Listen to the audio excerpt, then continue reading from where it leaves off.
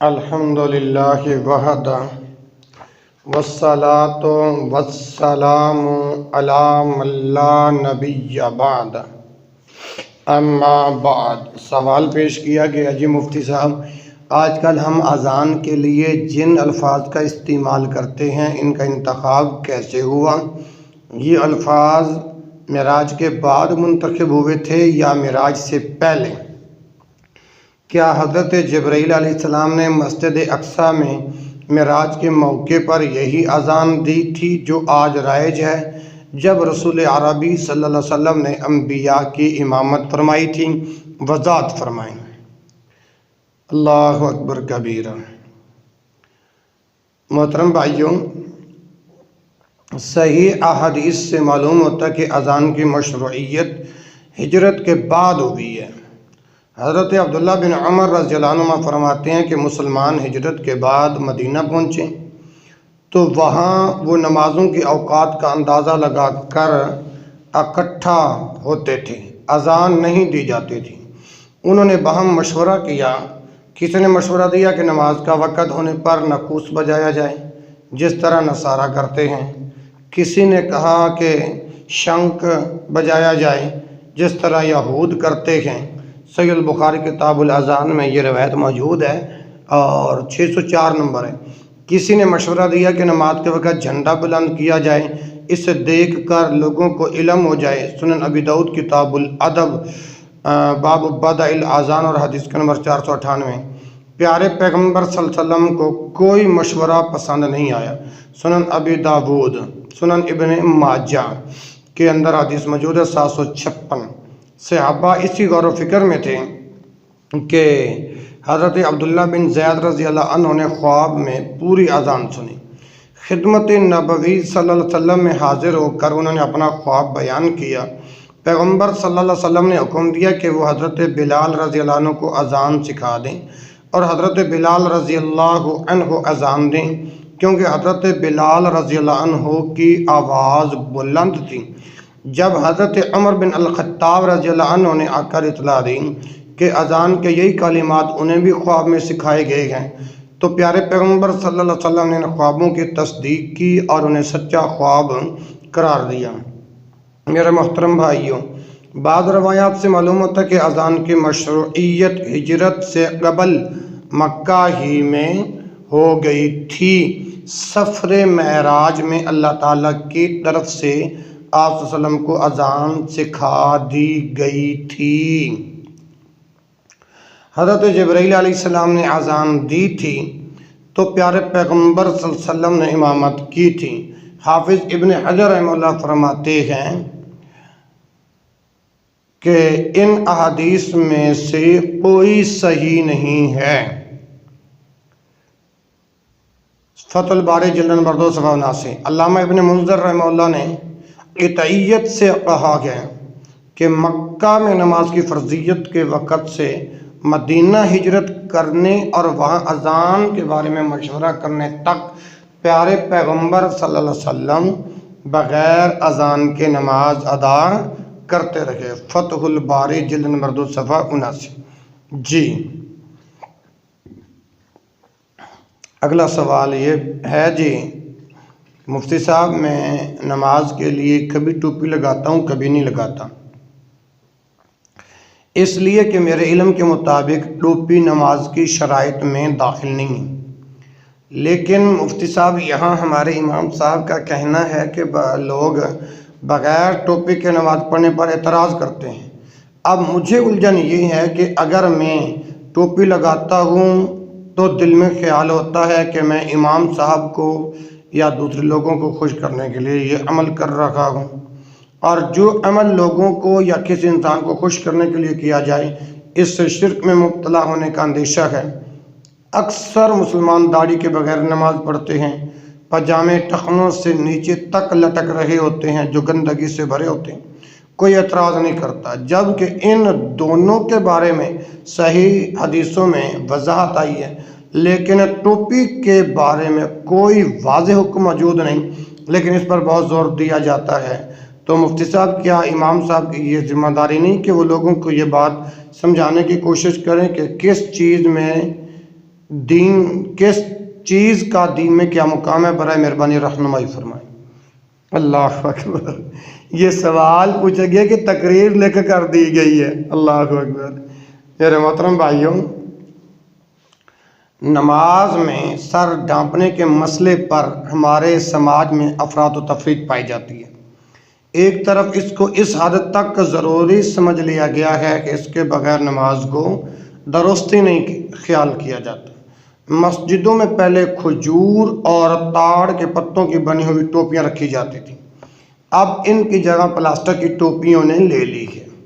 کثرت استعمال سے وہ ٹوٹ جاتی ہیں، گندی ہو جاتی ہیں اور ان میں بدبو آنے لگتی ہے، مگر ننگے سر آنے والے نمازی مسجد میں داخل ہوتے ہی انہیں ادھر ادھر تلاش کرتے ہیں اور جیسی بھی ٹوپی ہاتھ لگے اسے اپنے سر کی زینت بنا کر نماز میں مصروف ہو جاتے ہیں۔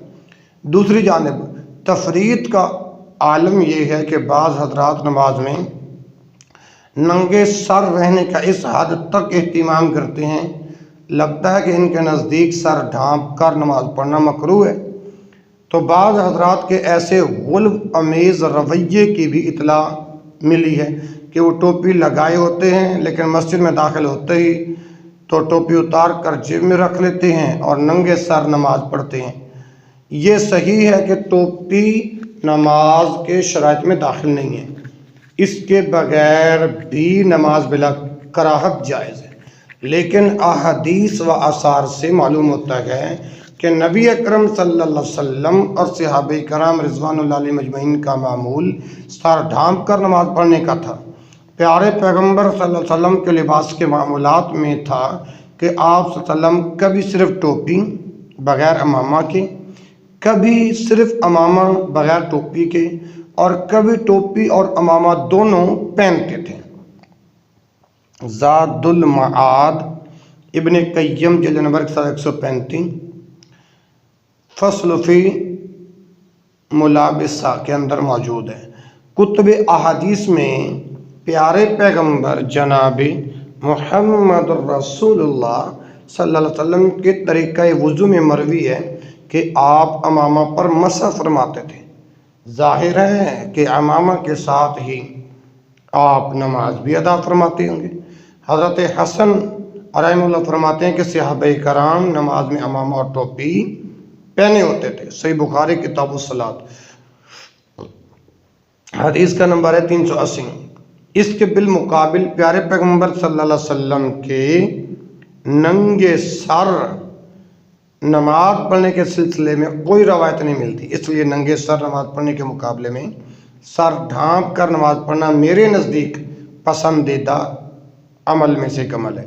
یہ بات چونکہ ننگے سر نماز پڑھنے پر لوگ اعتراض کرتے ہیں، اس لیے ان کے اعتراض سے بچنے اور انہیں خوش کرنے کے لیے ٹوپی پہن کر نماز پڑھنے سے شرک میں مبتلا ہونے کا اندیشہ ہے۔ میرے بھائیوں، صحیح نہیں ہے۔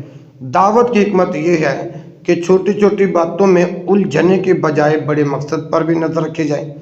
اگر ننگے سر نماز پڑھنے پر اصرار کے نتیجے میں عوام کے ہم سے دور ہو جانے اور متنفر ہو جانے کا اندیشہ ہو تو دعوت کی حکمت یہی ہے کہ ٹوپی لگا کر نماز پڑھی جائے۔ یوں بھی ٹوپی لگا کر نماز پڑھنے سے نماز میں کوئی کراہت نہیں آتی، بلکہ اگر نبی اکرم صلی اللہ علیہ وسلم کے اتباع کی نیت کر لی جائے تو ثواب بھی ملے گا۔ پیارے پیغمبر صلی اللہ علیہ وسلم کے ایک عمل سے اس حکمت کی جانب واضح اشارہ ملتا ہے۔ وہ کون سا ہے؟ عہد جاہلیت میں ایک موقع پر خانہ کعبہ کی آج سارے نو تعمیر کی ضرورت پیش ہے تو قریش نے ٹھیک ان بنیادوں پر اس کی تعمیر نہیں کی جن پر حضرت ابراہیم علیہ السلام نے تعمیر کی تھی، بلکہ کچھ حصہ چھوڑ دیا تھا۔ ام المومنین حضرت عائشہ رضی اللہ عنہا سے مروی ہے کہ ایک موقع پر پیارے پیغمبر جناب محمد رسول اللہ صلی اللہ علیہ وسلم نے انہیں مخاطب کر کے فرمایا، لولا حداثہ عہد قومی کا بالکفر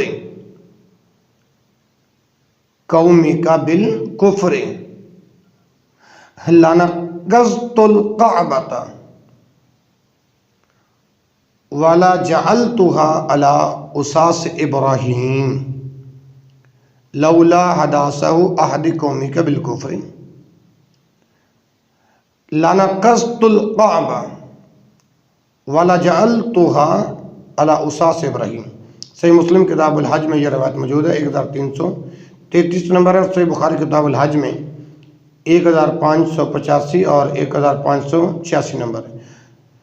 لولا حداثہ علی قومک بالکفر، تمہاری قوم کا کفر و جہلیت کا زمانہ ابھی قریب کا ہے۔ لنقضت الکعبہ ولجعلتها علی اساس ابراہیم ولجعلتها علی اساس ابراہیم، اگر ایسا نہ ہوتا تو میں کعبہ کو ڈھا کر آج سارے نو حضرت ابراہیم علیہ السلام کی بنیاد پر تعمیر کرتا۔ صحیح بخاری میں اس موقع پر پیارے پیغمبر صلی اللہ علیہ وسلم کا یہ ارشاد بھی ہے، فَأَخَافُ أَن تُنْكِرَ أُكُولُهُمْ۔ کتاب الحج میں یہ روایت موجود ہے، 1584 نمبر ہے۔ فَأَخَافُ، مجھے اندیشہ ہے، أَن تُنْكِرَ أُكُولُهُمْ، کہ میرا یہ عمل ان کی عقلوں کو ناگوار ہوگا۔ امام بخاری رحمہ اللہ نے اس مضمون کی ایک حدیث پر بڑا بصیرت افروز ترجمۃ الباب قائم کیا ہے۔ باب من ترک بعض الاختیاری مخافۃ ان یقصر فهم بعض الناس عنہ فیقعوا فی اشد منہ، کتاب العلم باب 48۔ بعض اختیاری چیزوں کو اس وجہ سے چھوڑ دینا جائز ہے۔ باب من ترک بعض الاختیار مخافۃ، بعض اختیاری چیزوں کو اس وجہ سے چھوڑ دینا جائز ہے کہ بعض لوگ اس کی حقیقت نہیں سمجھ پائیں گے۔ ان یقصر فهم بعض الناس عنہ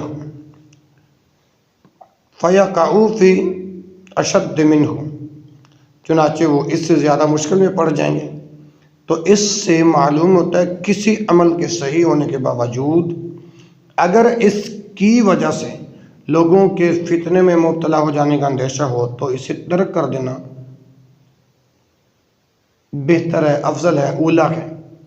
دین میں ہر عمل کا اپنا ایک مقام ہے،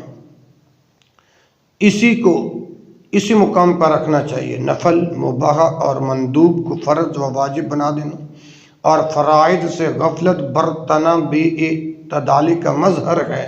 علماء دین اور خاص طور سے ائمہ مساجد کی ذمہ داری ہے کہ عوام کو اس جانب برابر متوجہ کرتے رہیں، ان کی ذہنی و فکری تربیت کرتے رہیں۔ اعتدال اسلامی شریعت کے امتیاز ہیں اور اللہ کے رسول صلی اللہ علیہ وسلم نے افراط و تفریط سے بچنے کی تلقین فرمائی ہے۔ ھذا ما عندی واللہ اعلم۔ جی اگلا سوال بس ٹھیک ہے جی۔ اللہ رب العالمین سے دعا ہے کہ اللہ تعالیٰ ہمیں سارے معاملات کتاب و سنت کی روشنی میں سمجھنے کی توفیق نصیب فرمائے۔ سبحانک اللہم و بحمدک، اشہد ان لا الہ الا انت، استغفرک و اتوب الیک، وآخر دعوانا الحمد للہ رب العالمین۔